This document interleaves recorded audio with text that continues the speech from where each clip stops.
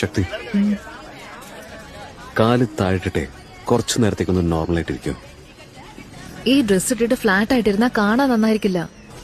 എന്നാ ചെന്ന് നീ ഡ്രസ്സ് മാറ്റിട്ട് വാ. എന്തിനാ? എനിക്ക് ഇതാ കംഫർട്ടബിൾ ആയിരിക്കുന്നത്. ശക്തി, നിന്നോടെല്ലാം മൂടി പൊതിഞ്ഞോട് നടക്കാനാണ് ഞാൻ പറഞ്ഞത്. ഇപ്പോ ഈ ഫംഗ്ഷന് പറ്റിയ പോലെ ഈ സ്ഥലത്തിന് ചേർന്ന് പോലെ ഡ്രസ് ചെയ്യുക. അങ്ങനെ എനിക്ക് വേണ്ടി ഒന്ന് അഡ്ജസ്റ്റ് ചെയ്യുന്ന ഞാൻ പറയുന്നത്. എല്ലാവരും തുറച്ചു നോക്കിക്കൊണ്ടിരിക്കുക. ഇവിടൊക്കെ ഈ സിംഗിൾ ഫ്ലൈറ്റ് സ്ലീവ്ലെസ് ഒക്കെ ഇട്ടിട്ട് വന്ന അങ്ങനെയൊക്കെ തന്നെയാണ് ആളുകള്. ഒരു കാര്യം പറയട്ടെ ശിവ, ഈ ഫംഗ്ഷൻ തന്നെ ഒരു നോയ്സൻസാ. നിനക്ക് വേണ്ടിയാ ഞാൻ വന്നു തന്നെ. എന്നിട്ട് നീ എന്നോട് അഡ്ജസ്റ്റ് ചെയ്യാൻ പറഞ്ഞാ ഞാൻ എന്ത് ചെയ്യാനാ?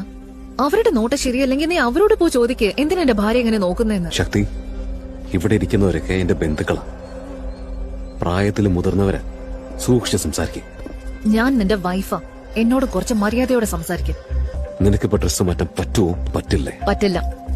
പിന്നെ എന്ത് കോപ്പിനടി ഡ്രസ്സ് എന്ന് പറയുന്നത് കംഫർട്ടിനാണ്, അല്ലാതെ ഗ്ലാമറിനല്ലെന്ന് പറഞ്ഞ് ഡയലോഗ് അടിച്ച്.